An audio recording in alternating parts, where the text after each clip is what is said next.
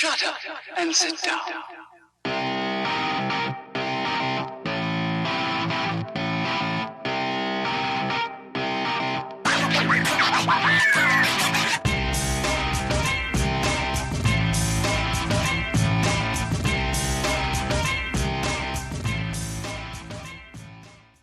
This is where the theme song's playing.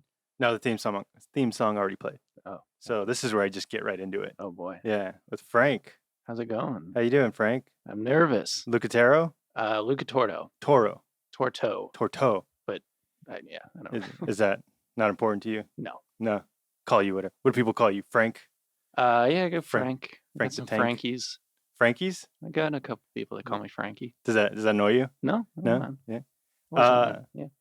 Have you been excited to do this? I know you've been felt like I was gonna throw up all day today. Really? Yeah, I'm nervous. Why are you so nervous? You I don't seem know, like I a get tightly wound person. I am. Why? I get nervous talking to people, and this is like being recorded. There's gonna be like 7 people at least listening to this. Yeah. Oh man. But you mentioned on Collider Live that you wanted to be on the mic more. Well, that was kind of like a shtick of like. That was a joke? Kind of, yeah.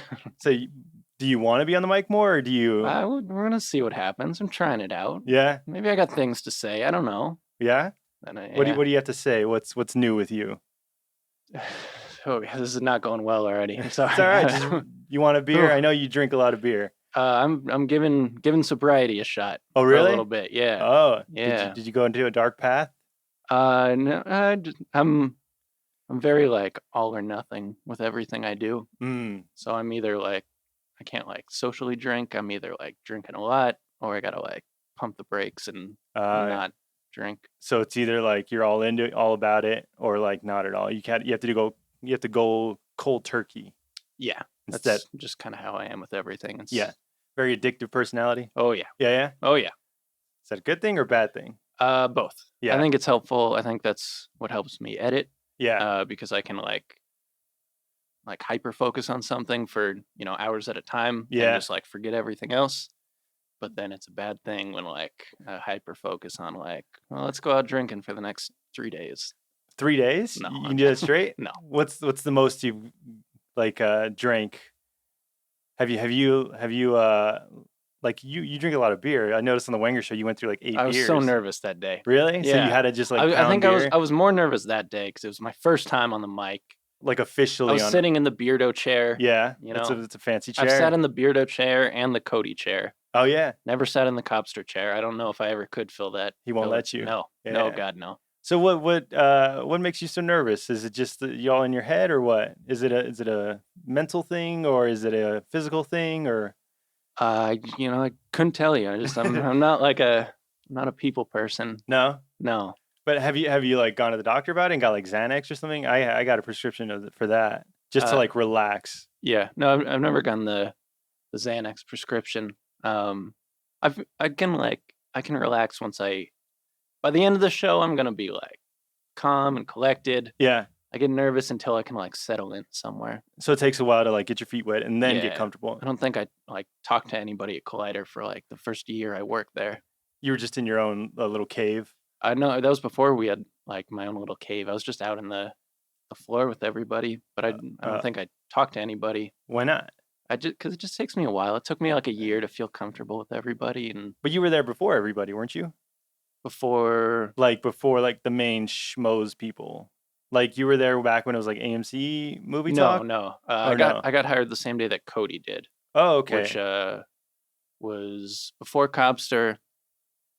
But like Christian and Mark and all them were all like pretty much apart. It was already Collider. Yeah. Under Complex. Yeah. Okay, and then you got hired on just to be like the main editor? No, I got hired on to help with Collider News. At the time, I was just like one of the news editors, and then I just kind of like went from there. Because you mentioned on Collider Live that you drunkenly answered a Craigslist ad. I did. That was a real thing. That wasn't a shtick. That was a real thing. I was working this job that I loved for a while, working on this documentary, but it was kind of a freelance thing, and then it just kind of fizzled out, and I was jobless for a little while, and I was just not leaving the house. I was depressed. I was bored, didn't know what to do, and then I was like, I gotta like answer some get some more freelance work. Yeah. I saw a post for a YouTube channel.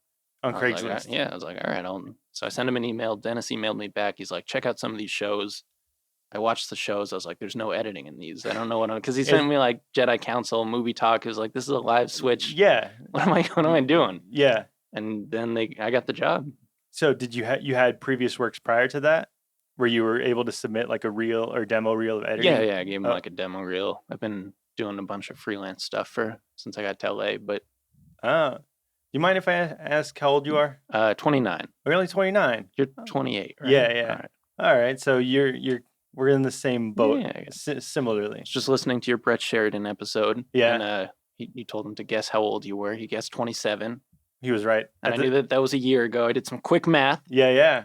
Got to 28 for you. Yeah. You said you went back and listened to my old episodes. Yeah, I was like, so I remember back when like you were doing these, I listened to a couple of them. I listened to your Rachel Cushing episode. I listened to your Ken Knapsack episode.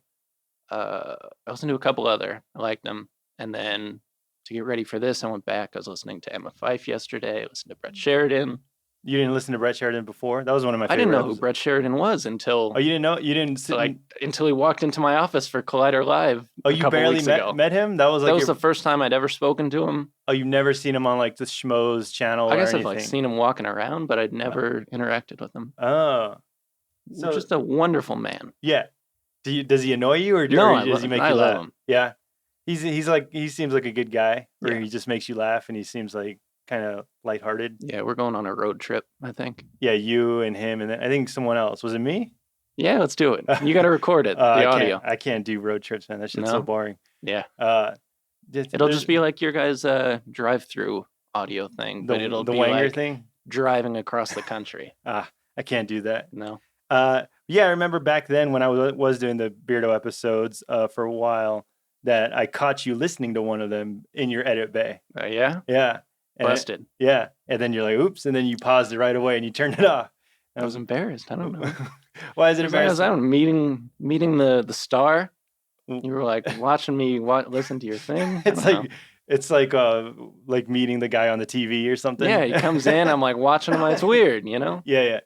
But so this is the episode you decided to come back with. This is the return of Beardo. Yeah, 2 years later, this is the return of it. And I got Frank. Starting with a whimper, not a bang here. No, you go out with a bang. You go out with a bang. You start with a whimper. Yeah, but no, people want to know who Frank is because they see the guy in the bay.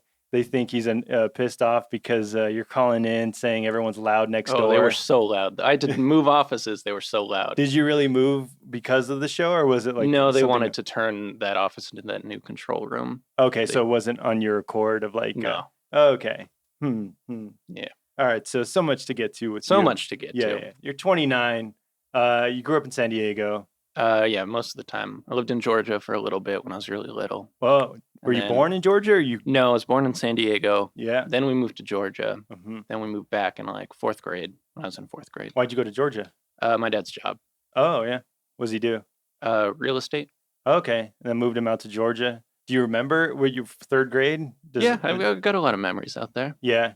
What's the main difference? Is it just like it's really cold, really hot. Oh, the weather's not fun. There's actual seasons out there. I don't deal well with the cold, so it was nice to get out of there. So then, what? A couple years later, you come back to San Diego? Yeah, then we came back to San Diego, and then we stayed there. My parents are still there, San Diego. Yeah. So did you go to high school in San Diego? Yes, the same high school that Tom DeLonge of Blink-182 went to. Oh, he's from San Diego? I thought they were from like Orange County. No, they're Blink-182 started in Poway, California. Where's that? It's like North San Diego, north suburbs. Like Carlsbad? Close-ish. Oh, okay. That general area.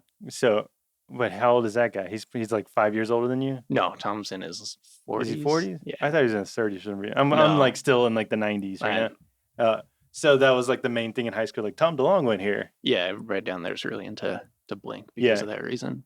And that's how you became a fan of Blink? Yeah. Yeah. I'm obsessed with Blink-182. I'm more obsessed with Tom DeLonge. Specifically him? Yes. Yeah. He's my idol. Why though?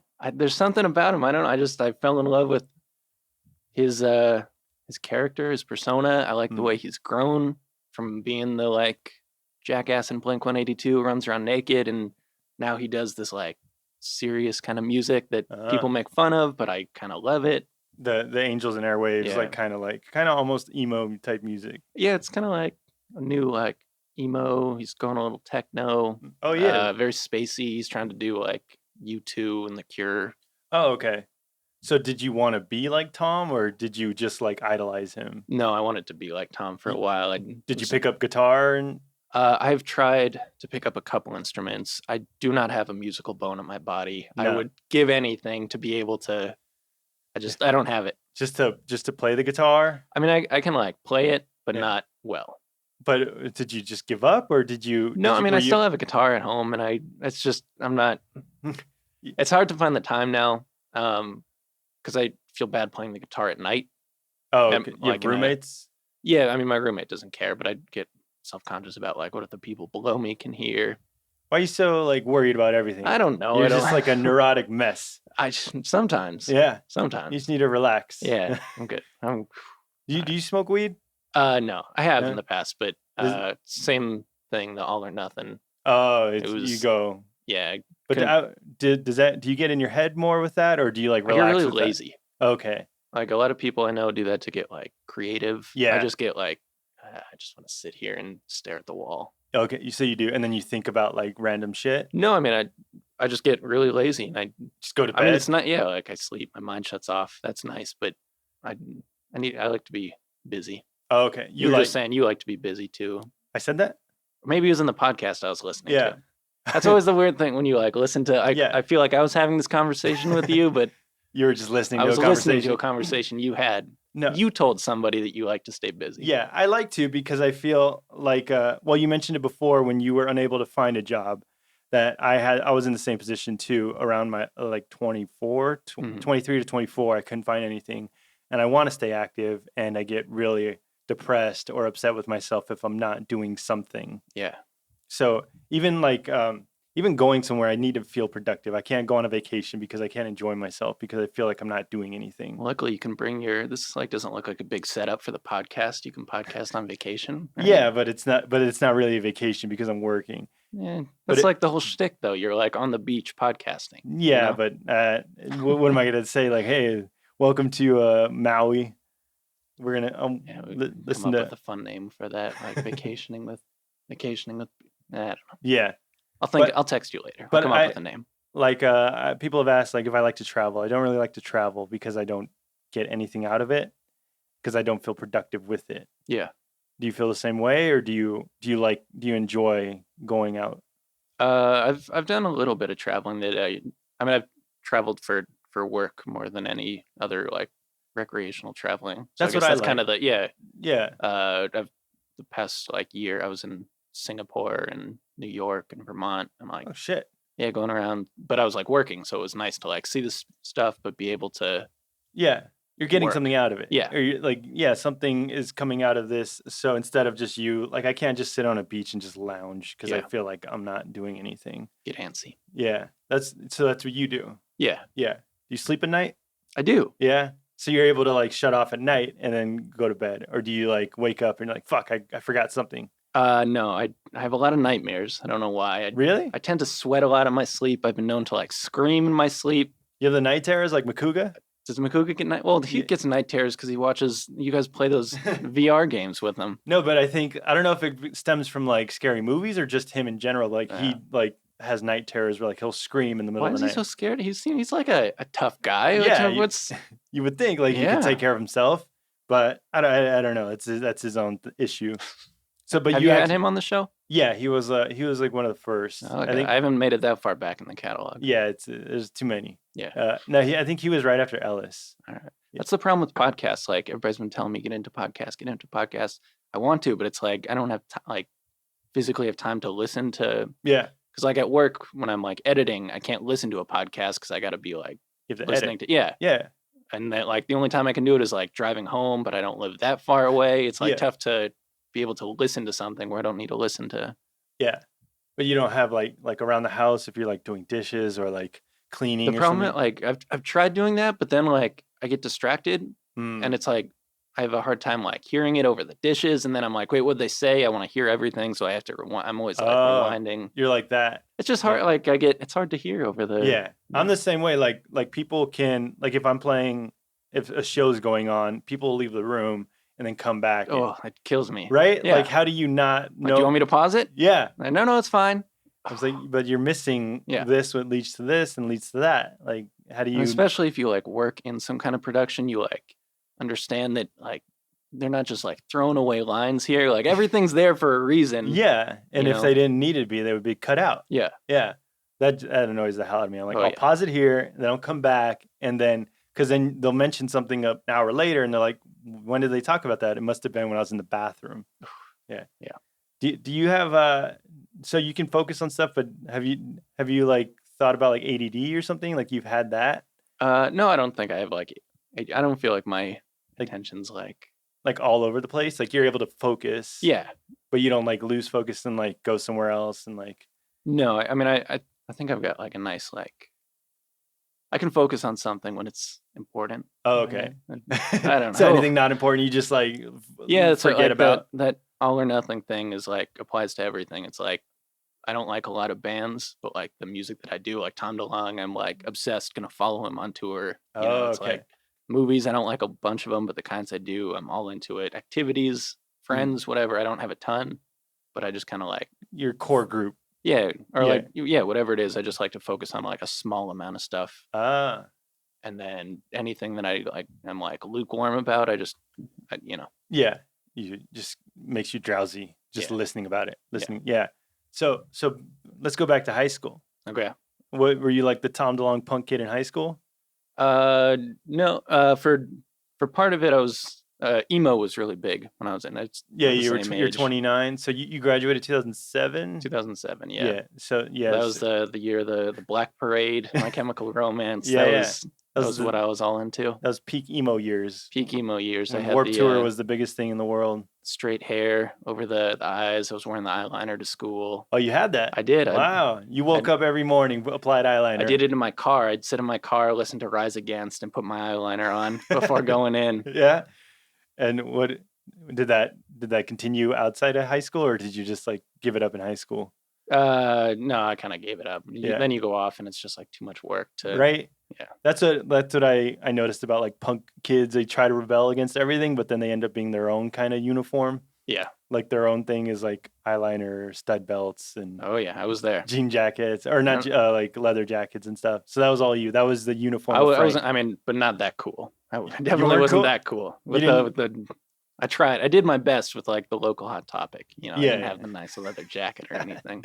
Then the My Chem t-shirts. And Oh everything. yeah. Yeah. You were all. That was all you. Oh yeah. Yeah. So did you have like a group of friends like that, or were you like all over the place? Yeah. I mean, I had like my best friend in high school was on the football team. Oh, you had a jock friend? Yeah, Wow. I was on the football team my Yeah. freshman and sophomore year of high school. What'd you play? The bench. Yeah. Except you can't. They don't have benches for high school sports. You have You to stand you on the stand. sideline. Yeah. So you stood the whole game? Oh yeah. I was so bad. Never went in? No. Even if you're up like 20 points? They put me in for they used to do a fifth quarter. I don't know if you like. What's where that? It's for like the freshman games. They do a fifth quarter after the game where it's basically let somebody come in and play. They like play a fake quarter that doesn't matter, so they can let all the people who never get to play. A full quarter though? Yeah, like a 15-minute fifth quarter, Really? or maybe it was shorter. I don't remember. I've never heard of that. It's Yeah. just so like everyone can like, hey, like you Yeah, tried. So you get out there once. Really? Yeah. And that was you. That was your fifth quarter, Frank. Yeah, I went in like twice. Yeah. Yeah. But what position though? Wide receiver. So you can catch the ball. No, couldn't. That was the whole thing. I was really, really short as a kid, and then I had like a growth spurt all at once, like When? middle school going into high school. Oh, okay. And so it took me like a couple years to figure out where my limbs were. Mm. So I was clumsy, couldn't catch a ball. I feel like I do okay now, but So you can catch a football now. yeah. Okay. So you had your growth spurt like after football and sophomore year? No, I was like after middle school. Oh, So like okay. this was like during my growth spurt. So like I Oh. wasn't used to how Long long your- my limbs were, and Ah. my hand-eye coordination was all off. Mm-hmm. Did you grow up? Do you have a brother? I know you have I've got sisters. 2 younger sisters. Just your younger sisters? Yeah. So like you couldn't practice with brothers or anything? No. Like you didn't have a group of friends practice throwing football? No, I mean football wasn't like a huge part of my life. That was just That's just it. something. Yeah, What? I was always into like making movies in middle school, high school. Oh, so that was you. You were like the movie kid. I was the movie kid. Yeah, like the AV club type kid. Yeah, it was digital media club. They called it in high Oh, school. I the- took it every year I could. Yeah. Yeah. Whoa. How'd you get into all that? Just I was like obsessed with dinosaurs as every kid was, like Yeah. in the 90s. Jurassic Park. Yeah, well, yeah, I wanted to be a paleontologist. I like had all the posters on my wall of dinosaurs, toys, everything, and then I saw Jurassic Park. My parents were watching it on TV or something, and I just remember being like in awe of like these are the things I've been like looking at drawings in my book, and like here it is alive on my TV. Yeah. I want to be a part of that. And then like around that same time, my parents got a fancy new digital camera, and so they gave me their old VHS camera. Like the giant one. Yeah, it was like as big as I was when I was like 8 years old. Yeah. I put it on my shoulder and like filmed my toy dinosaurs in the backyard, like trying to recreate Jurassic Park. Oh, was it like stop motion or was it like just? No, I didn't know how to do that. I just like put the camera down and like move the things, and I was just like always filming everything. And by yourself doing this? Yeah, I'd rope my sisters in when I could, and then Did you have a group of like little nerdy friends that can come over like yeah, I tried to like get a little group going. Yeah. Did you have buddies that were into it? Yeah, I mean they weren't some. I think they just kind of like did it for me. Yeah. I always made them be the actors, just get in there. And So you were directing as a kid? I was trying to. Yeah. I don't know if you call it directing. It's just like Why not? Because you were telling them what to do, and you're like, hey, you do here, go here, stand there. I mean, I was like directing them like you direct traffic. You know, there was no like. Yeah, but yeah, there was like some creative aspect to it. Yeah. What were you like? What were the movies about? I was just whatever we had or were copying from TV. But I didn't have a style back then, if that's what you're asking. It was literally just okay. Now run around and like you go tackle that person and jump over that. You know. And were you able to like edit it? So I didn't have. I used to put like headphones over the camera to play music and like try to edit in camera that way. And then when I was like, I want to say 12 or 13, my parents got me my first computer, and it had iMovie on it. Oh, nice. And so I fell in love with that, and I was like, this is what I want to be doing. I love this. You loved editing. Yeah. And it all stems from like Jurassic Park. Jurassic Park was the one that set me on this path. Were there other movies that you got into later on? Edward Scissorhands was like the one that made me like fall in love with like Jurassic Park made me want to make movies. Edward Scissorhands became like the thing that I wanted to make. Like that helped put me on a path of like like realizing what a style was and how you can like and you're like, oh, this is what movies can do, as opposed to just being like a movie, and that was your introduction to Tim Burton. No, Nightmare Before Christmas was my early. I loved that movie as a kid. Yeah, and is that how you came across Edward Scissorhands? Where you're like, okay, Tim Burton did that, now he can do this. Yeah, I mean, I don't remember the first time I saw that. I just remember always that was like. What, Edward Scissorhands? Yeah. Then you had like a VHS, and you would just play it all the time. I had Nightmare Before Christmas on VHS. Edward Scissorhands, I remember having the DVD. I don't remember having the VHS of that. Is that like one of your first DVDs? No, I don't know. I don't remember getting it. I just remember. Do you remember like switching over to DVDs for the first time? I do remember the very first DVD I ever watched. My dad brought home this thing. He was like, "Check this out," and it was that remake of Lost in Space from like 2000. The Tim Allen one, or no? That's Galaxy Quest. That's Galaxy Quest. Lost in Space. Yeah. And he put it in our computer, and we were like, "Oh my god, what is that?" Oh, you played it on the computer, like we didn't have a DVD player. Yeah, that was the first DVD, but you could put it in the computer and then just skip forward like chapters. Like, how do you rewind it? This is crazy. That's how it was too. Yeah, my grandma was like she was the first one to get a DVD, and she's like, "How do we rewind it to put it back in its case?" And we're like, "You don't have to. Yeah, you just put it away." There's something like I do miss the like putting something in and starting it where you left off. Like that's not like I wish that they had that feature now, like on DVDs, of like pick up from where you. They do. Do they? On the Xbox, if I play something If I haven't watched a physical DVD in so long. Yeah, it's on Netflix you can like keep watching from where you left off. Yeah, so can you edit that part out so I don't look like that an you were idiot? wrong about everything. Let's take that out. I'm the editor of this, Frank. You can't edit. Dang it.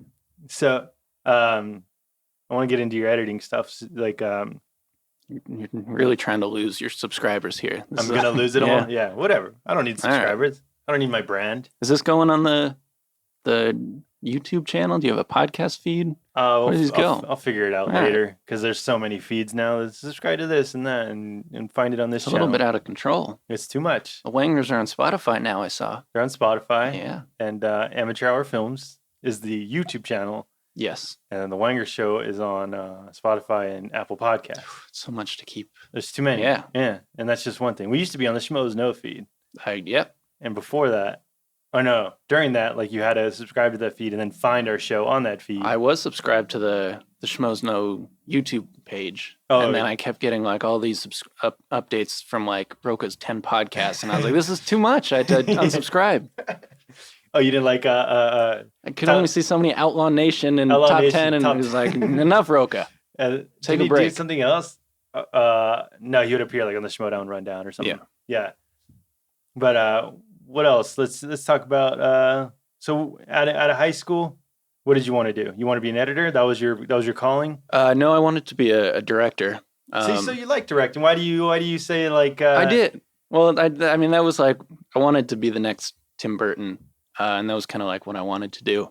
And then kind of went down that path for a while and realized, like, realistically, I'm probably not the best fit for that role just because it's just you do have to be more of a people person, I think, to handle a lot of that stuff. And I realized that editing I fit a lot more in, and I could put a lot of that creative effort that I thought you needed to be a director for into editing and kind of shape stuff just from a different angle. Yeah.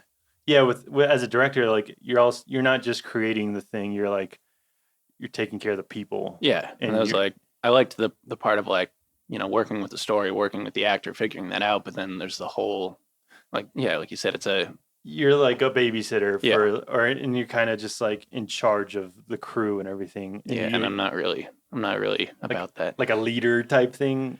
Yeah. Like taking charge and just like, all right, you stay here, you go here. And then this guy, where's the sound guy? Do that. Yeah. You can't handle all that at once. I mean, I've tried it. It wasn't, I don't think it was for me. No. Yeah. So you like getting like, but do you get upset when something gets handed to you as an editor and you're like missing stuff?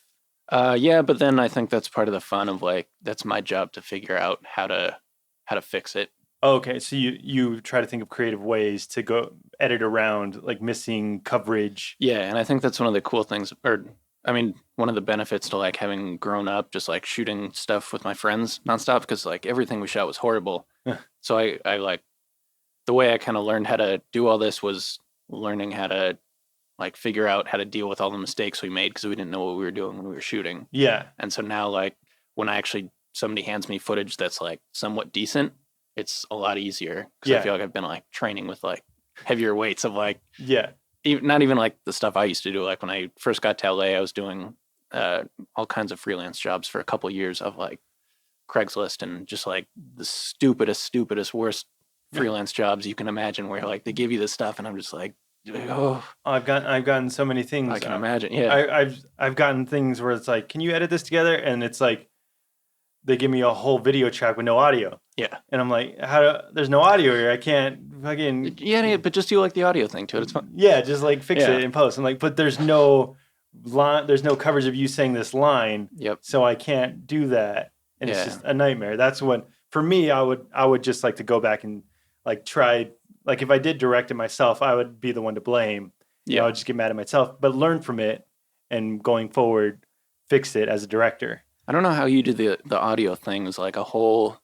I get so nervous about audio. I don't like the audio stuff. What do you mean? Because I've like worked audio stuff on like student films before, and like it's nerve wracking like trying to like get the levels and I can't imagine myself ever like sitting down and like trying to edit this audio. Something about it just like I don't know how Somebody makes that their passion, or what, my main focus? yeah. Yeah. I mean, I guess you'd say that about anything.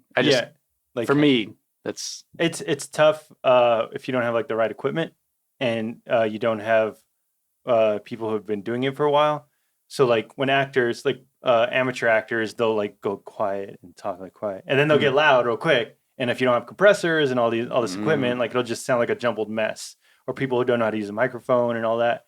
And how am I doing with the mic? You can get a little bit closer. Okay. Oh, see, I'm learning. Or move it to the edge of the table. I'm learning. Yeah. See all how right. much louder you sound? Yeah. Why didn't you tell me this? Well, you got to direct me. Well, see, look, now I can turn you down because you're so loud. Oh, look at that.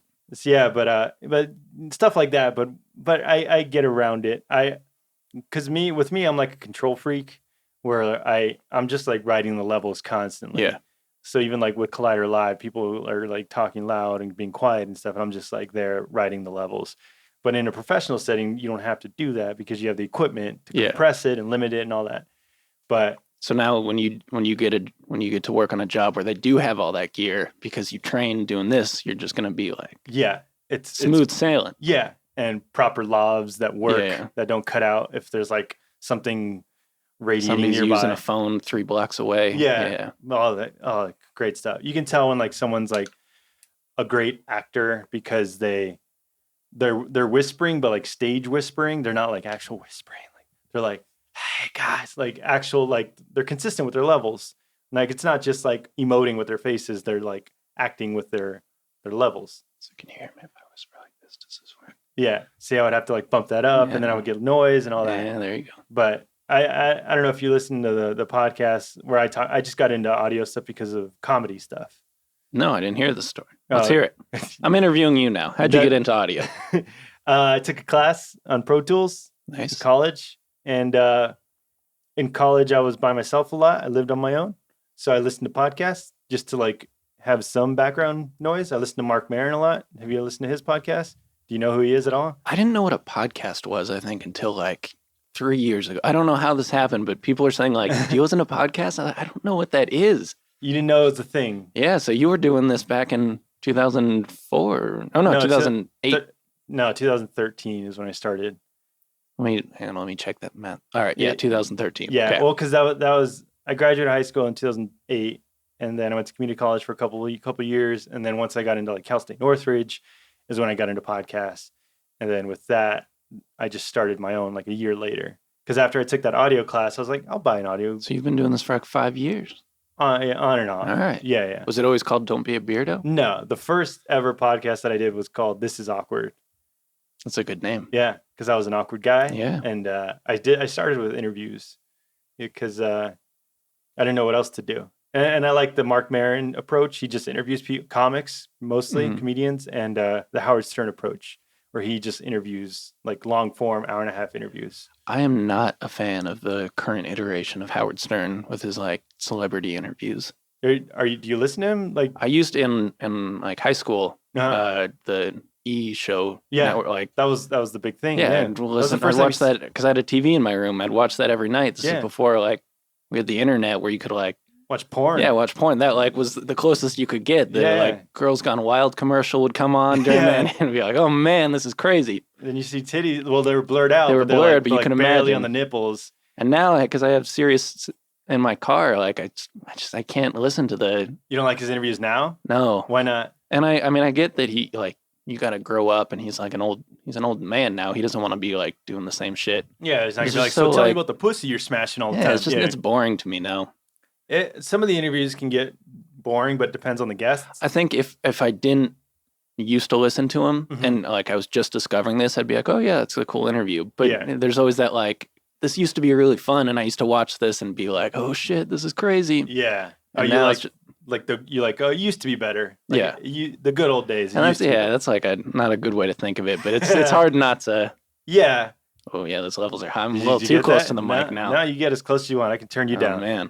But no, because it depends on who he has. Like if he has Gwyneth Paltrow on, and there's not much to talk about. Yeah. He's just kind of jerking her off, like, "Oh, you're great in this movie." And but if he has he had Norm Macdonald on recently. Yeah, I was listening to that, and it's great because Norm Macdonald's hilarious, and he's just like not like nonsensical and everything. That was fun. I'm not into what's happening to him right now. What do you mean? Norm Macdonald. He's being like raked over the coals right now. You don't like what's going on with him? No, I feel bad. Yeah, because he was misquoted. Well, he wasn't misquoted. Like people, like he did an interview in the Hollywood Reporter, and then someone from a different magazine went in and said, like, "Well, Norm Macdonald's saying this about this people," and then everyone freaked out, and then they canceled his Fallon appearance. Everybody's just too quick to freak out now. It's just like, take a minute. Let's think about this. So you don't like that. You like give him a chance to speak. Yeah, I think that everything's just too quick now. Yeah, you know. Well, that's what like I don't know if it worries me, but in general with like Collider Live, if like someone, because it's a live show and you can't edit it, you can take it out later, but it's already on YouTube. But if someone said, what's that? Which isn't to say that like if something bad, I don't want to like make this come off as I'm saying like there's like you're on his side or something. Yeah, I'm just saying like the way everything moves so quick about like we got to cancel everything now, lose the show. Let's pretend this person doesn't exist now. Yeah, it's like a mob mentality type thing.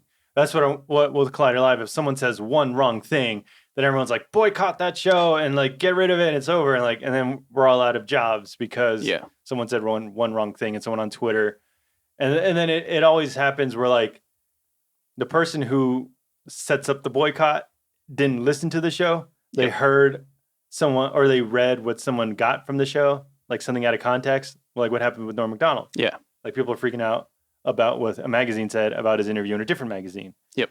So it's just all nonsense right now. I didn't realize that there's a boycott on In-N-Out until the other day. Copster was like, you want to go to In-N-Out? I was like, yeah. He's like, yeah, it's been less crowded since there's a boycott. Has it really been less crowded? According to him. That's awesome.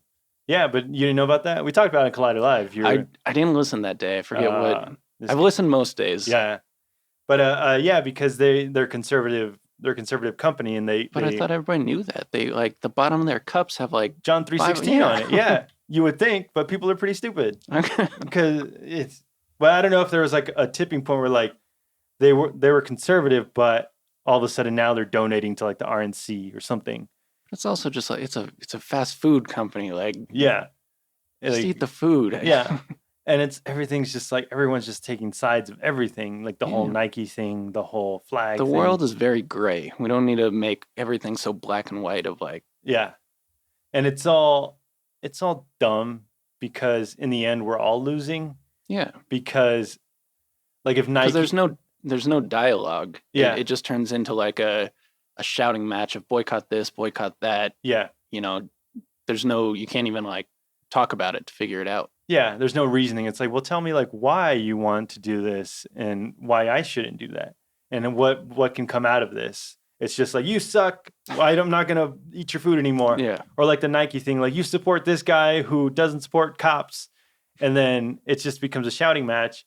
And then who wins? Nike just wins because they get more people to buy their money or to buy their products just to spite the people who don't want to buy their products. It's a mess. And I also just don't care about any of it. I think what bothers me about all this, like the boycotts, the like people getting outraged, I don't care about like either side. I just get like upset that that's all you hear about now is like Copster just got me on Twitter like a couple months ago. I go on it and it's just like, holy shit, like why is everybody so angry about everything? That's all it is on Twitter. It's just shouting match. And then I unfollowed a couple comedians on Twitter too because it just became them saying the same Trump jokes over and over again. It's like, really? Like, this is your career now? You're just doing Trump jokes over and over? And it's like, why? Like, there's other shit to talk about. So, but when did you get on Twitter? Last year? No, Copster made a Twitter for me because he was going to run it like a fake account because I didn't have one. The Frank the Editor account. Yeah. I guess, that was last year. Mm-hmm. And then I ended up using it myself like a couple months ago. Does he still have the password? Like he can still log in? No, I changed that shit. I got nervous. I don't know. So what made you not want to go on Twitter?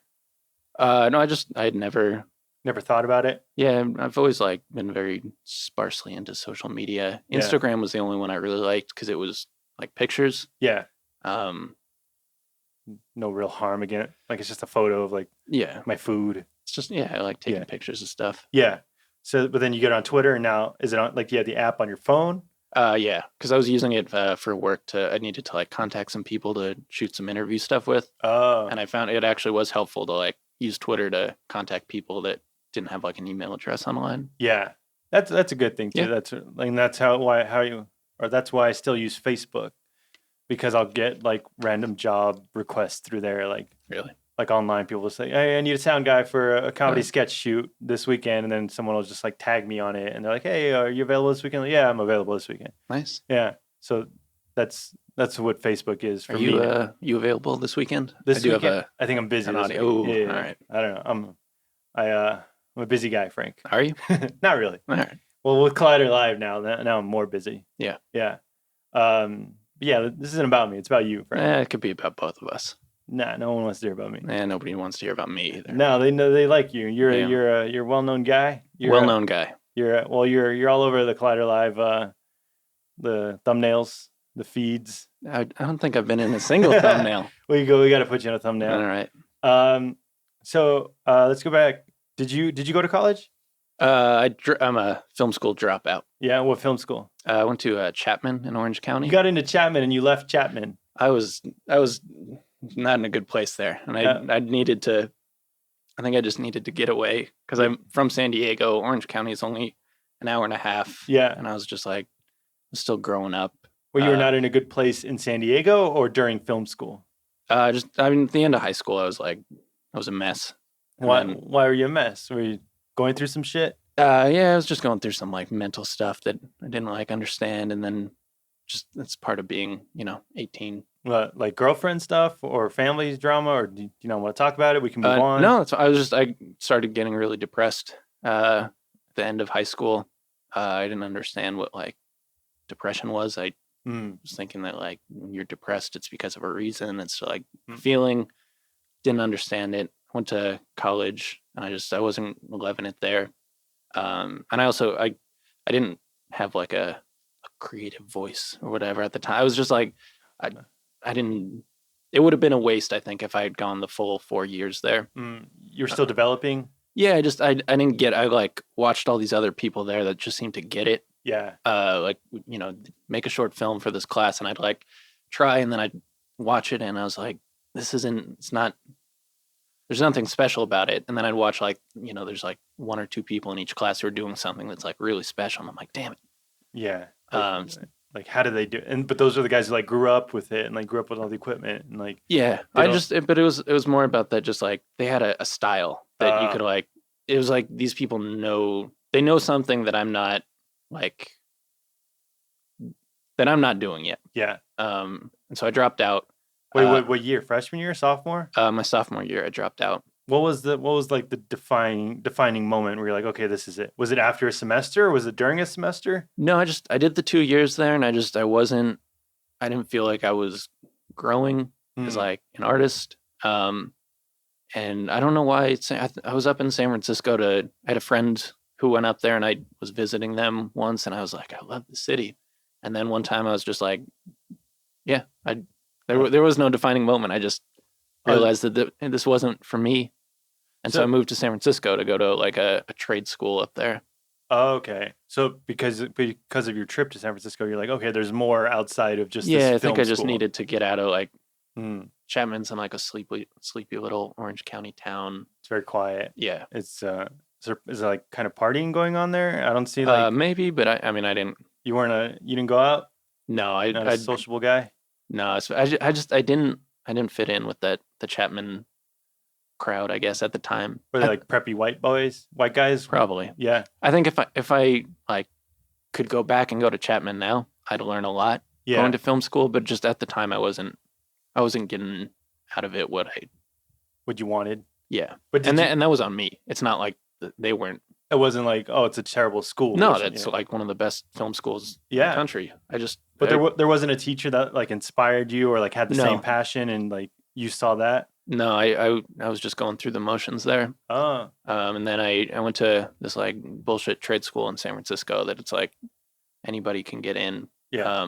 And I was like the only person who like had any experience. Everybody else there was like a 40-year-old person who would like been a realtor and they wanted to like be a filmmaker now. It's just like a bunch of people or like some kids out of high school it was like a mess of people, and I felt like up there, even though like I learned nothing from the school, I felt like that's where I figured out what I was doing, and I started to grow as a like editor, filmmaker, director, artist up there. That was the trade school was like specifically film school? Yeah, Oh, okay. it was the San Francisco School of Digital Filmmaking. Wow. Yeah, it was bullshit. But did you graduate from there and then you move on? Yeah, I mean after a year, they just give you a little fake piece of paper that you can throw away. Certificate. But there was a teacher there that I did kind of get like form a bond with. He became like a mentor, and then he moved down to LA, and so when I came down here, I was like working with him. Nice. Yeah. So right from San Francisco, you came to LA? Yeah, so I was up in San Francisco for like a year and a half, and then I was looking for places up there. I was like, I guess I'll just like live up here and figure it out. And like people are shooting commercials up here, and then my best friend texted me randomly. He's like, "Let's move to LA," because he was in San Diego working on music stuff, and I was like, "All right, let's do it." And so we just met in LA, moved together. Well, how are you paying rent and stuff? What are you doing for work? Isn't San Francisco like one of the most expensive places? I was very fortunate to have my parents were helping me out. Oh, they were helping when I was up in San Francisco. They weren't like, oh, this fuckhead just dropped out of school and no, they were. I should be dead or living on the street, or like the only reason I'm still here right now is like I've got the most supportive parents like anybody could ask for. So they've been supporting you your whole life, where it's like they believe they saw something in you. They're like, this guy is passionate about filmmaking. Let's support him until he makes it. Yeah, they were helping me out when I was up in school up there. And wow. Yeah. Look at you. Yeah. Yeah, very fortunate. You didn't. I wouldn't argue for a second about that. So don't fuck it up, is what I'm saying. Oh, and I have, but I think I got it this time. Yeah. So, but you didn't work in San Francisco when you were just you were strictly going to school. Yeah. Yeah. And then your buddy texts you, says, "Let's move to LA." What's your first place in LA?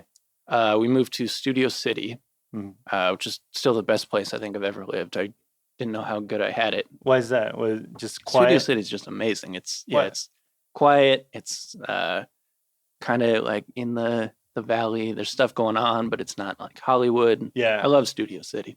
So you got like a 2-bedroom with your roommate, moved in, and then what? I started doing a bunch of freelance jobs. Was this where you editing?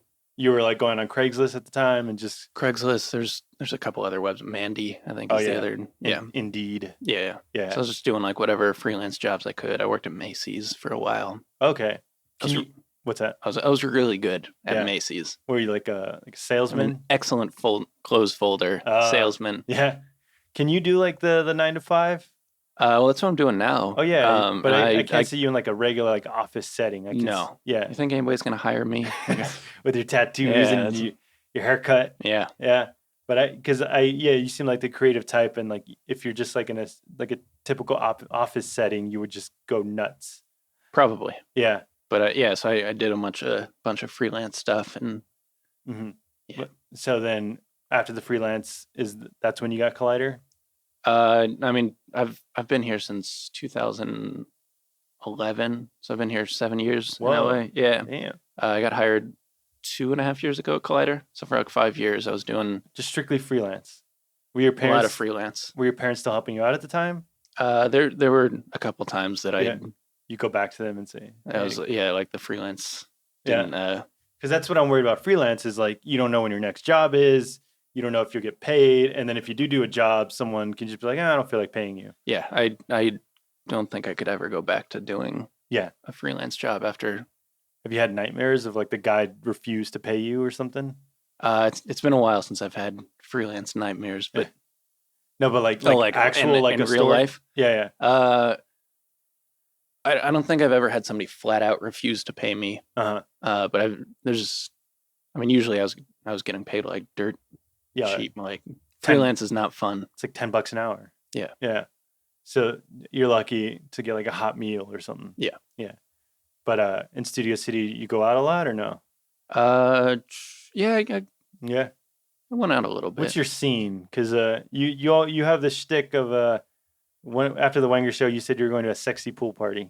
Oh, I did go to a sexy pool party. That was a real thing. That was at my pool. I had my girlfriend, and she brought over a bunch of friends. Oh, and yeah. it was a sexy pool party.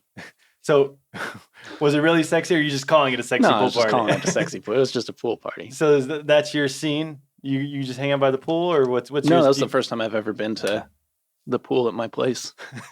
I'm not a pool guy, but So what's your scene? You go to a bar, you hang out, you go to some brewery, try new beers. it depends. My scene changes a lot. Yeah. Like right now, like I said, I'm not drinking, so my scene's gonna change. I don't know what it is right now. Uh-huh. It has been in the past, like going to a lot of bars. It's been a lot of things. I've been, for a while I was like really into fitness, and like I was riding my bike to Collider and back, working out when I got home. Wow. Yeah. Just it changes. Yeah, you just those different moods. Yeah. You just like, oh, I'm into this, and now I'm totally over that. See, that's what, like, you have that personality where like you're 100% into something, and then like you're not. Yep. That's what worried me about like getting into filming or filmmaking. Like, how did you know like it wasn't just a phase, and like you would get sick of it after a while? I guess just because I never have. I've been doing this since I was 8 years old. That's always been my number one. This is what I want to do for the rest of my life. Okay. And that's like the one constant in my life that's never wavered. It's never like you never thought about like this. Maybe I shouldn't be doing this. No, because I don't think there's anything else I can do. You just want to be editing. Yeah, at this point, I'd like to be editing for the rest of my life. What's something that, like, what's your dream job? Like editing? I want to edit documentaries. Oh, you like documentaries? Love documentaries, especially as an editor, because I feel like that's where an editor gets to, like the thing I was saying, where like you get to direct as an editor. Yeah. In documentaries, you do a lot of directing as an editor. Well, because in documentaries, like you get all this footage and you're crafting the story in the editing room. Yeah. Like, or do you have to work with a script though? I assume there's like some treatment or outline or something. It depends what some documentaries are, semi-scripted. Some are literally just going out and shooting. Yeah. And what's like a good documentary that you've appreciated over the years? My favorite documentary of all time, and one of my favorite movies of all time, is American Movie. Have you seen that? I haven't seen that one, no. It's the late 90s, I think. It's an amazing movie. If you're into filmmaking at all, it's about this one guy. I think he's in Wisconsin or something in the 90s, and he is obsessed with making. He wants to be a filmmaker, and he wants to make this horror movie. And this crew just follows him around, and it's just the most like sad, heartbreaking, because he's not very good, and he's got no money, and he's like, and everybody I've ever shown this to, when they watch it, the first like half of the movie, they laugh at this guy. Every single time the reaction's like this, they laugh at him for the first half, and then there's just a point like halfway through the movie where all of a sudden something starts to change, and you just like fall so in love with this guy and the story, and you're rooting for him so hard. Mm-hmm. It's so good. American Movie. So, but he's trying to make horror movies. He's trying to make a horror movie. Did he end up doing it? You gotta see the movie. Should I just watch the movie? You should watch it. Is it on Netflix or no? Amazon? That one that's a deep dive. I gotta find it. Yeah. And then King of Kong is another. Have you seen that one? No. Is that like the making of the original? No, it's about Donkey Kong, the video game, and about the competitive world of video game. Like, I guess now that's like not a big deal because they've got esports and it's like a huge thing. Yeah, but like this is back in I think the early 2000s where like they would have these competitions of people playing the old school arcade games, and so it's these older guys who have like memorized the Pac-Man pattern and like they're like playing these like games, and it's about Donkey Kong. Donkey Kong's like the hardest game in the world, the original like, arcade game. And it's there's this rock star guy who's like, he's got the long hair and everybody loves him, Billy Mitchell. Yeah. And like, he's the guy who set the high score. And then there's this dad living somewhere in the middle of the country who buys the machine. He gets laid off from work and he buys a Donkey Kong machine and he's practicing in his garage and he beats the high score. And it's this whirlwind of this like normal guy who's got like, he's lost everything and he's trying to win this Donkey Kong competition. Yeah. And he wins. You gotta watch the movie. Why can't you just tell me? I'm No, not you gonna gotta watch watch the King it. of Kong. Oh, it's one of the best documentaries. What makes a good documentary? Like how can you tell like a good one from a bad one? The editing or No, I mean that's all subjective. Like what makes a good movie. For me, the movies I like movies about like weird, like off the beaten path people. Like the American movies about that like downtrodden weird filmmaker. King of Kong's about this guy who's obsessed with playing Donkey Kong. I really like The Devil and Daniel Johnston. If you've seen that. No. That's another. It's this guy who he makes music. He was making music in his basement on this little piano. It's like this. Oh, I can't even watch The Devil and Daniel Johnston. All right. So that's what you like. You like people like movies about people that aren't like quote unquote normal. Yeah, a little bit off the beaten path, and that's why you like the Edward Scissorhands movie because he is like treated as an outcast. Yeah, I've always You've always like thought yourself of like an Edward Scissorhands? I don't think I've ever related to a character in a movie more than I have Edward from Edward Scissorhands. Why is that? Because like he's like quiet and people just like talk around him. I mean, what Tim Burton did so well in like his early movies until like 2005, and then he just turned into the worst.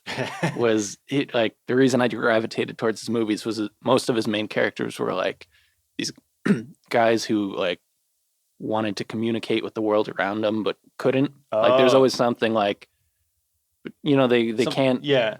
So I was like, they've got like a lot of heart, but they can't show it. Or like Edward Scissorhands literally can't love without hurting somebody because he's got like, you know, like. He doesn't. Does he talk in the movie?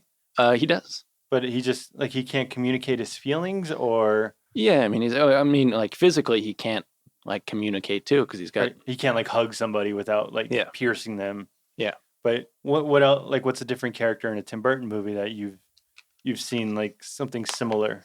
I think Jack Skellington, even though that's not technically a Tim Burton movie. He wrote it, right? Yeah. Yeah.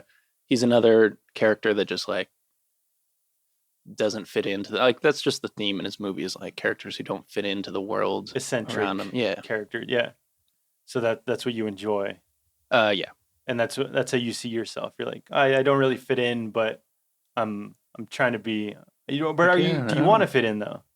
No, I mean I'm all right. But you don't like at a certain point like you don't care about fitting in. No, right? I don't care about. Yeah. Yeah.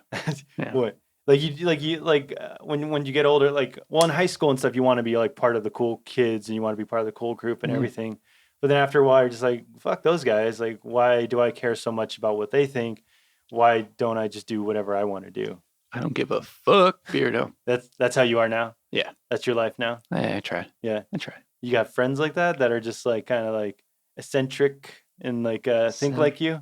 Am I eccentric now? I think you're eccentric. You're like this pirate guy. You're loving Johnny Depp. Oh, I love him so much. You got Skull and Crossbones on your office. I love him so much. Why do you love Johnny Depp so much? Edward Scissorhands or just Edward Scissorhands, and just he's the embodiment of that Tim Burton character, like where he's just like this guy that doesn't necessarily fit in, but he's not trying to fit in. I love him. I love him. Why? I think he's like the most gifted artist as an actor. He's incredible.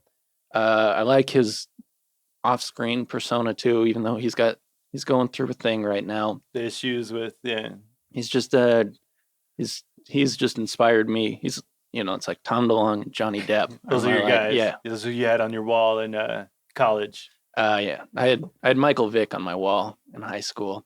Oh, you're really? Yeah.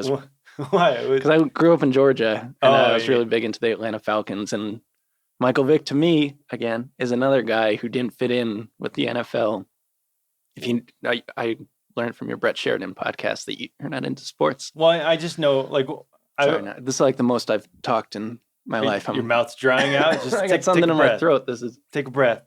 I just know Michael Vick. I don't know why you think he doesn't fit in. I just knew like he wasn't like the typical quarterback. Yeah, I mean, he didn't fit in the same way that Edward Scissorhands didn't fit in. But if we're trying to make a stretch to pull a theme together from all this, he like broke all the rules in terms of how you play quarterback, and he went rogue. Like he was the fastest quarterback. He was like one of the fastest people on the field, and he just like didn't give a fuck about the playbook, and he just wing it. So that's the thing. Like, how do you cover a quarterback? Because quarterbacks just And they couldn't. yeah, like because normally the quarterback doesn't cross the line of scrimmage. And so the only way they could get rid of him was to punish him for.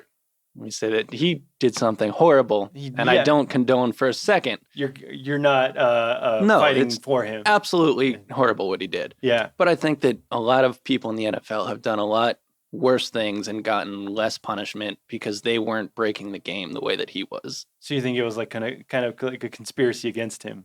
I mean, when you put it that way, it's like no. Well, yeah, like there is like other football players have been caught like beating their girlfriends or something, domestic violence. Yeah. And he's been caught with the dogfighting. Which is a horrible thing. Yeah. It is. But you're saying like those people weren't as severely punished as he was. Yeah. So it was what you're saying is it's yes, it was a conspiracy against him because he was breaking it. Yes. So that, I mean, if you just want to like go straight up and defend him, that's fine. Oh boy, this is I'm sweating. It's all right. So those are your three guys: Tom DeLonge, Johnny Depp, Michael Vick. Yeah, I mean, I've had like different guys that for a while. Jim Morrison was. I wanted to be. Jim. You wanted to be a leading man, leading guitar. I think so. In a band. That was your dream. I'd like to be. I'd like to be able to do that. It's just not my. That's not on the cards for me. Do you write stuff? Do you write like poetry or like lyrics or anything? Yeah, I used to do it a lot more. Not so much anymore, but I used to like write songs in my head, and I filled like notebooks with stuff that if I was a musician, this is what I'd be doing. You would compose something around it and then try to develop something with it. But like you say, you have no talent for the guitar. Yeah, not really. But you don't. Do you play anything? No, there's nothing here. No. But that's a lot. You guys should see this place. It's incredible. They got instant guitars hanging on the walls. It's empty and shallow. No, that's what a lot of people ask me because I do audio stuff. They're like, "Oh, are you a musician?" And I'm like, "No, I just like funny stuff, and I like recording people saying funny stuff." But I wish you're quick with those sound bites on Collider Live. Yeah. You like the sound bites? I love the sound bite. You did the one with Christian the other day when he was drinking, and it was timed perfectly.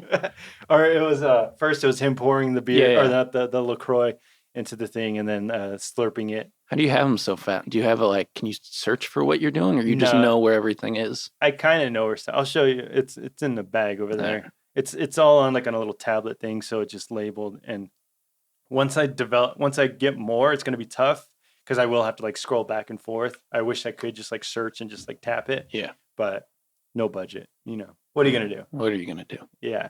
So I like the drums. If I could play anything, it would be the drums. But again, like how you were saying, you're self-conscious about drums are how how you can't play the drums in an apartment building. So I learned how to play the drums for a while because when Rock Band came out, I obsessively played that game. Yeah. And I actually learned how to play the drums playing Rock Band. Yeah. And I liked it so much that I looked up a guy. This was when I was at Chapman. I looked up a guy who gave drum lessons, and I drove out to his trailer, and he was by the beach somewhere twice a week. And he had this giant electronic drum set, and I took drum lessons for a couple months, and I was loving it. I could get the beat down, and then it came to doing drum rolls, and I spent weeks going in every day. I could not figure that out, and I got so frustrated. I was like, I can't do it. You can't do a drum roll? No, really? I couldn't. That was the breaking point for me. I guess I'm going to show you. You take over the conversation. All right, here we go. Whoa. I really hope you're going to edit this out. This is dead air. All right, how you guys doing at home? I'm floundering over here, Beardo. Not dead air. We'll get it. All right, you better not edit out my my little. It's not. You'll be fine. All right.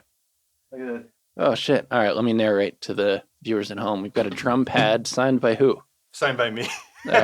Okay, signed by you. Because in high school, my buddy's dad was in a pretty well known Mexican band. Do you know Luis Miguel?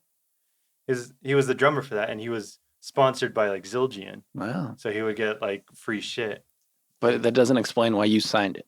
I was just I'm gonna be an awesome drummer, and I'm gonna sign this as my first drumming pad, Remo pad. All right. But here we go. Look at this. Did you also sign the drumstick? No, but I went to Slipknot. Slipknot concert. Joey Jordison threw out his drumstick, and I caught it. Wow. Yeah. And you're gonna drum with that? No. Oh, you're just showing me. All right. You Here can't do we the go. drum roll. Nope. Oh, he's good. He's real good. You can't do that? Nope. Let's see. Try. Wait. You got to do the. Oh, and now he's doing it like the marching band, the old school upside down arm. You got to do it like in the air though, so it sounds better. You can't do the drum roll. All right, we've established that. Now you're just rubbing it in. Dang. Yeah. He's real good. I fucked around and because let me hear you do the drum roll. It's because the whole thing is like you're supposed to let it fall and then. Yeah. You can do a little bit. No. You can't just do it consistently. You're holding them. You're holding them differently. Well, I'm like trying to go over the like that. No, like a drumstick. Yeah, well, I got a microphone in front of me. I'm leaning over the table. When in middle school, I would say 2003, 2002. One of my buddies was in the drum whatever marching band. Drumline. I was like, what was that Nick Cannon movie? Yeah, Drumline. Great movie. I have that on VHS. Really? I don't know why. I bought it for my buddy's dad on DVD, and I was like, let's watch it. It's because it's about drumming.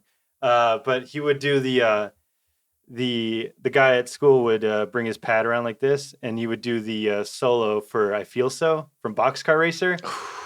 It's like and I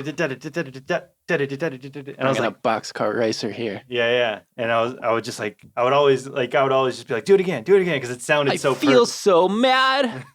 So there you go. You feel so angry. I can't do it. I'm not fast enough. Yeah. All right. You get it. Yeah. See, you can do the Tom DeLonge voice and the whole thing. I've got like a Tom DeLonge jacket. I used to have a Tom DeLonge guitar. I'd like dress up like him, and like when I'd play the guitar, I'd like move around like he moves on stage. Yeah, I love that man. That was I love your guy. him. Huh? Have you ever met him? A couple times. Yeah. Did you tell him you loved him? Yeah. Yeah. What do you say? Suck my balls. And yes. The year before I moved to San Francisco, that summer, my best friend and I, who I moved to LA with, we decided we wanted to make a Blink-182 musical, like the same way that Across the Universe was like the Beatles music. Yeah. So I wrote a script for it. He recorded all the songs, and we made I think it's like an hour and 20 minutes. We made a Blink-182 musical. Wow. It's the worst thing in the world. You wrote a script, a full-length script? Yeah, we just I just had a camera and we ran around and shot it. Well, you shot a full-length thing? Yeah, we made the movie. Whoa. We did the... Is this on a DVD I could pick up at my local... Cody and Cobster have seen it. They've seen it? It's called Reckless Abandon. Wow. I have the name tattooed on my back because that was the opening shot of the movie was you could see the Reckless Abandon. Oh, that was the title sequence. That was you. We gave it to them. Tom saw the movie. He probably didn't watch it, but he got the movie. Yeah. And he gave us all a free pair of shoes. What? Because he had that Macbeth shoe company. Oh, he has a shoe line? He used to. Oh. I love those shoes. He doesn't have them anymore. What'd you do with those shoes? I actually never got them. Like he said he was giving us the shoes, and then it was like something where it's like I had to go to my old high school to pick it up, and I never. It was a mess. Mm. So we made a Blink musical. But how do I see this? You don't. And what's funny? So like when we were making it is when Blink got back together in 2009. Mm. And so like their message board was like their website. People were like involved and talking and everything, and so we made like posters. And I posted them on the message boards. Yeah. And we made a trailer that didn't like show anything from the movie, and I posted it, and people thought it was real. Mm-hmm. And little did they know it was like me and my friends running around with a camera shooting like the worst thing ever. And I still to this day, like a couple times a year, I'll get like a message from somebody saying like, "Hey, are you the director of Reckless Abandon? How do I see this?" Like, and I feel so bad every time. I'm like, it wasn't a real thing. I'm sorry. But you'll never let people see it? No, it's really bad. Yeah. It's something. There's not like 5 minutes you can just like crop out and just show. I think my friend did a great job recording the music. The movie, not so much. Well, yeah. You can, now that you have the skills, you can pick it up again and do a take two. Cobster does want to. He wants to do a sequel where it's all the new Blink-182 songs from the new album. But you don't like I that. said I want nothing to do with that. Then because Tom's not involved, you don't like the new album. I will not listen to it. You haven't even listened to it. I've heard a couple songs. Hate them. Can't do it. You can't. Just on principle alone. So you don't like the songs. Even if I did, I couldn't. I just physically couldn't bring myself to like them. Why? Because Tom is Blink-182. Because Blink-182 was Tom and Mark. Like the whole band was like the two of them together. And I don't think you can have one without the other. Like call it something else. Call it Plus 44. Didn't they do that for a while? Yeah, and it was all right. Yeah. But you like Tom's stage presence, or because I saw him in concert and he's like fucking your mom. And Yeah, like, he's less about that now. Okay, but he's developed a little bit. No, I mean he's still like immature, but now he takes himself really, really seriously at the same time. So it's like this wonderful, horrible mix, and I love it. It's a horrible mix, but you like it. No, it's yeah. What about the whole space aliens thing? You like following him doing that stuff? Yeah, you're into that. Yeah, I've gotten like all of it. He puts out these books. I've gotten all the books. Wow. I support him 100%. You're still on board. What's something he can do, and you're like, nah, I'm good. Dogfighting. Oh, I draw the line there. That's it. Yeah. Dogfighting and anything else that conspiring against him. Yep. We talked a lot. Have we? We've said it all. I don't think we've said it all. We've said too much. This isn't Howard Stern. I don't say it all. Glad you caught the rep. I'm surprised you listen to Howard Stern. I don't know anybody who else. Well, I know Harloff does, but not like that's what he says religiously. Yeah. Let's see if he listens to your podcast here. If he catches, he might. I'm calling him out. You want to say something? No, I don't want to. Just say something about him. See if he'll mention it. All right. I will say something very nice about him. We'll see if he listens. Okay. Never told him this. I would never say it to his face, but we'll see. So when I started at Collider, like I said, I was drunkenly answered this Craigslist ad. I was like really depressed at the time. I had like fallen out of love with the world. Like I didn't have a passion for anything. And like I just wasn't into movies or video games or TV or anything. I was just going through the motions. And the way that the setup used to be, sorry, I really haven't talked this much in so long. Our desk was like right by the main stage where they do all the shows. So I heard Heroes and Movie Camp, TV Talk, everything. Like I'd have to listen to it. Yeah. And for some reason, I forget, it wasn't like a specific day, but after a while I was like looking over at Jedi Council and like I was looking at Christian and like something clicked in my head. I was like, here's this grown man like flipping out over this blurry picture of the set from, it was probably Force Awakens or something at the time. Yeah. And like something clicked in me. I was like, he's so passionate about this. And it's like, it's a movie franchise. And then I began to like, for some reason that really like set me off. I started to like be passionate about stuff again. I was like, I used to be like that. It's okay to love stuff. So thank you, Christian. Your passion for Star Wars inspired me to start liking things again. To not be so jaded and to enjoy. I was very jaded. And then for some reason, he just, But he never knew that. You never told him that. Never said anything. No. You just saw the passion in him. This guy's freaking out over like set photos. It was like a set photo. It must have been the Force Awakens or something. Like someone's hand. And he was just he was like getting really excited and talking. I was like, wow, like there's a whole panel of like these are grown men, and that's awesome. I like that. Yeah. So, but what made you so jaded? Just like going through the motions of like this is like that was the town. I'm always like up and down, and that was just like a period of like I was figuring out my life again. Well, how long is that period though? What's the downtime? I mean, I've always been like I got like a couple months here and there. Like years? 6 months of that, 6 months of that, and up and down. But so, like, what makes it though? Like, just your just physical emotions, or just like being over the town, or over the struggle of trying to find something in here?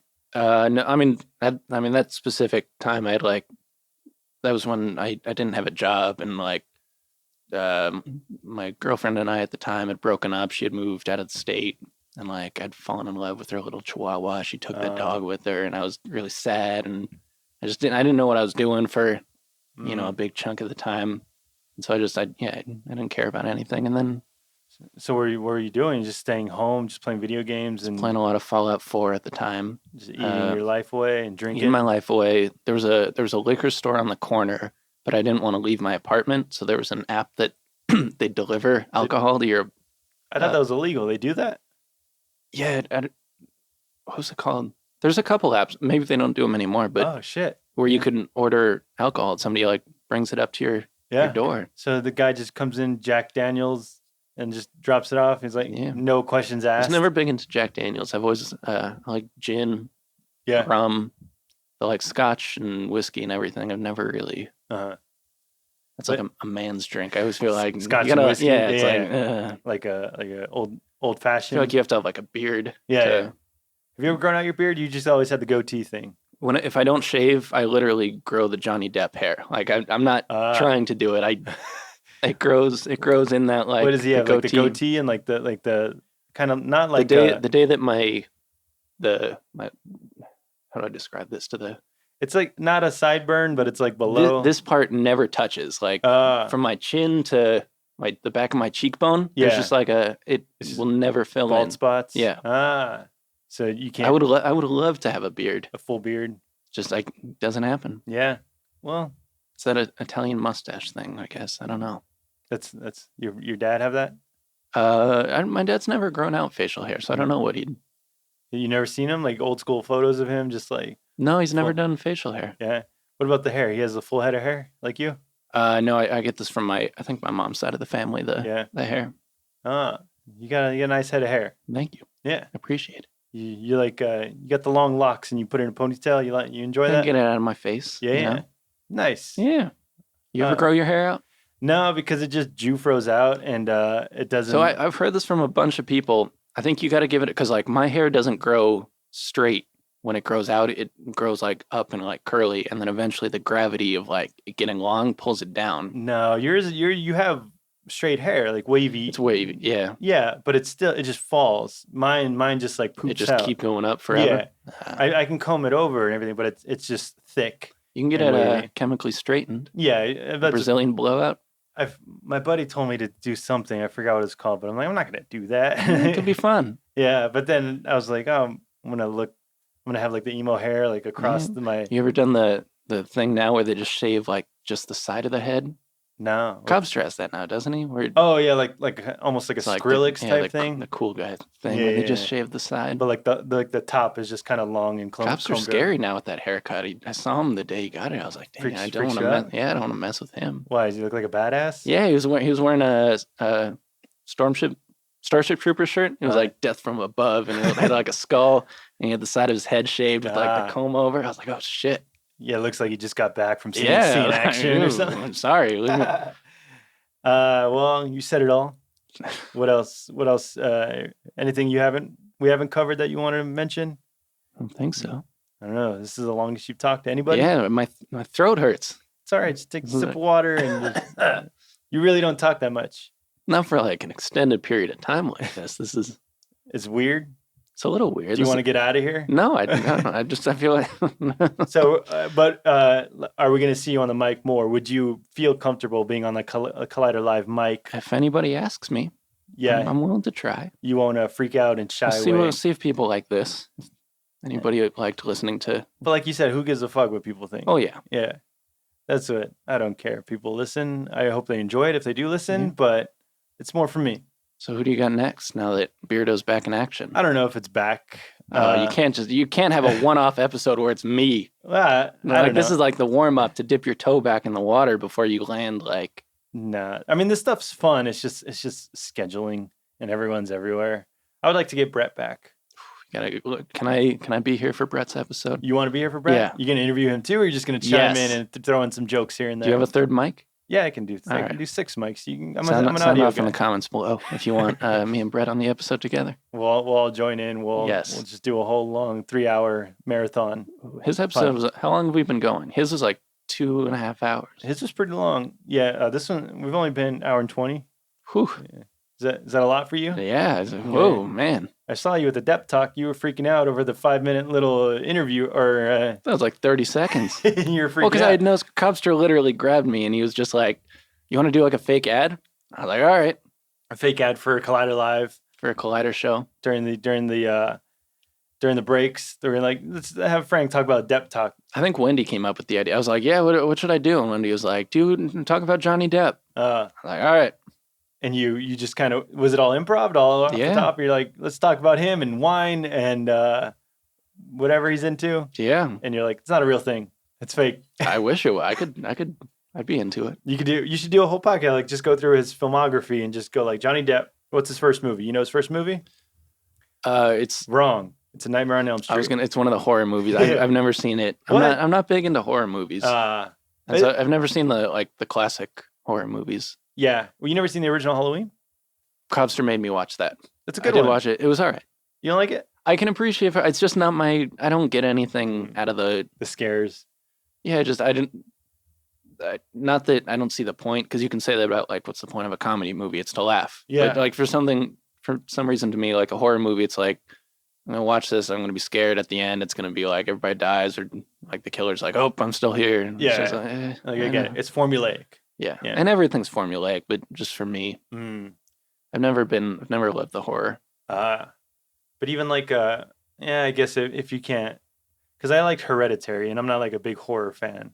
I should clarify, I haven't seen a lot of horror. Oh, okay. So that might also be it. Like I haven't seen any of the like Conjuring, Hereditary, whatever's Conjuring's good out there right now. But if you go back, the original Halloween's good just because the soundtrack is good and it looks good. The acting and writing might not be that great. Well, so my note with it that Cobster like freaked out about and he hated, I was like, I kind of want to know like, who is this guy? Michael Myers? Yeah. And he like freaked out. He's like, that's when they ruined the series, when they tried to explain. Yeah, he's like, he's just a man in a mask. That's what's scary. And to me, that's just like, that's where what's the point comes in of like, okay, it's a guy in a mask. Why is it? Who is this guy? Yeah. Like that's the interesting part.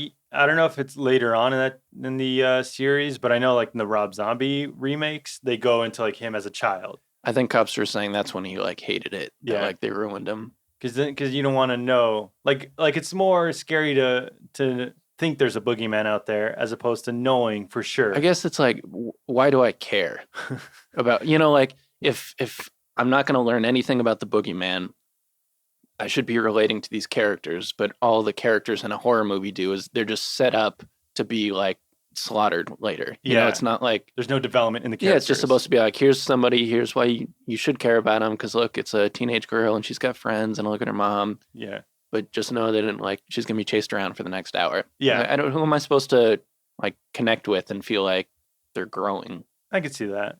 That makes sense. Then the original Nightmare on Elm Street's fine, but the original Friday the 13th is just god awful. Yeah. And it's the same thing where it's like, there's a boogeyman in the woods, and all these kids are just dying. Friday the 13th's the hockey mask guy, right? Yeah, but he's not in the first one. Who's in the first one? You got to watch the first one. I see what you did there. Yeah. I don't like being on that side of it. Where you got to watch. That's annoying. Yeah. No, but are you gonna care to watch the first one? Because it's god awful. I was just annoyed watching it. It's his mom is the killer. Oh. So because his mom. He drowned in the lake at Camp Crystal Lake when like all the camp counselors were too busy banging each other. As they do. Yeah. So then the mom comes back, seeks revenge for the next crop of camp counselors, and just takes them out. But it's so campy. Did she wear the hockey mask? No. Did he wear it? So the hockey mask isn't in the first movie? Not at all. Wow. I don't think so. I don't remember when it came up because I haven't seen the second one or the third one. I've only seen like Jason X and like Freddy vs. Jason, which are like just terrible. But like fun, terrible. Yeah, the first one's terrible. Have any of those Blink versus Blink crossover things ever been good for any movie? Like Alien versus Predator? No. I think the new one's like Godzilla versus King Kong or something. I guess we'll have to see. I don't know if is that the new one? I don't know. Do you I follow any movie news? What do you follow these days? I follow cryptocurrency right now. That's your thing. I'm big into that. You're all about it. What are you, the Bitcoin or the other coin? A little bit of everything. I'm more interested in the like. What I hate about it is the like get rich quick thing that everybody thinks about. Like just that's what it's become now. Is this like invest and get rich? Like it's stupid and I hate it. Yeah. I think like the more I've looked into this, the more I think it's like the technology behind this is like crazy, and I think it's going to have like a huge impact on our world in the future. So you think it can change like how we use money in the future? Yeah, I think it can change a lot of. I think it can change how we use money, and the blockchain technology that makes it work is going to change how Do you want more water, Frank? I might need some more water. I'm sorry. Take a drink and then let me know. I can grab you another bottle of water if you're. My like throat is scratching. Do you want some gum or something? No, I don't know. The blockchain technology that makes cryptocurrency work. Can you describe the blockchain? Because I know a lot of people have trouble understanding it. Probably not very well, but I can try.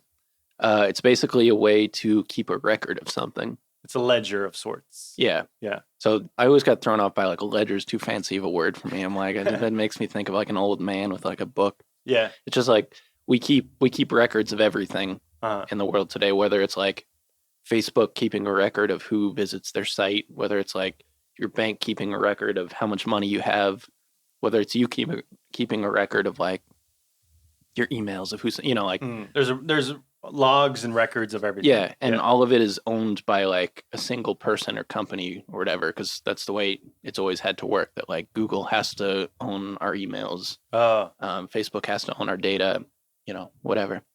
This is a way of like keeping a record where no one person owns it because it's distributed on everybody's system that's using it. It's kind of crowdsourced. Yeah, in a way. Yeah. It's like it's stored. A copy of it is stored on everybody's computer or everybody's phone or everybody's whatever. And so no one person can own it or change it without everybody else knowing about it. Yeah. And because everybody else's record would be different, that one person who tries to change the record, their record's thrown out. Oh, okay. And because there's like a finite amount of crypto or Bitcoin or whatever, if someone adds one to something, it'll throw off everything else. Yeah, well, it's just that record won't line up with everybody else's, and so the system knows that something's up with that one. Okay. And so that's something that like exists separately than cryptocurrency. And it's not as sexy as like Bitcoin, where people made like a bunch of money because it's like a digital record system. Like that's the least sexy, boring thing in the world. Yeah. But it does have like the opportunity, in like ways that we don't even know yet, to change like the way that companies work and the way that, like Facebook right now, instead of them holding all the data of everything you've ever Googled and looked up, that could be something that's like not owned by one company that can then sell your data to like all these other, advertisers. But can someone like go in and see your logs or your records? Kind of. So crypto and blockchain and everything makes things like pseudo-anonymous.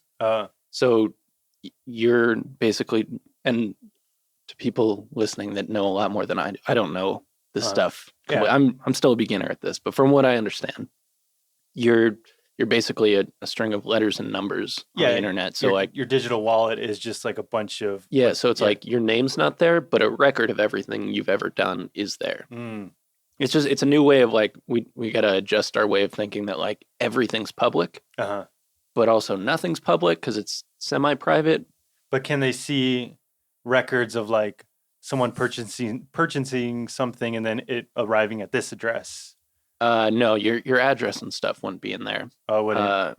And that's back to like if you're incorporating it with like the cryptocurrency and I'm not good at explaining this. I'm sorry. But it took me like 3 months of like listening to people nonstop and reading everything I could till it like finally started to click in my head, and I was like, all right, I feel like I understand it. I feel like I can't explain it, but it kind of makes sense in my head.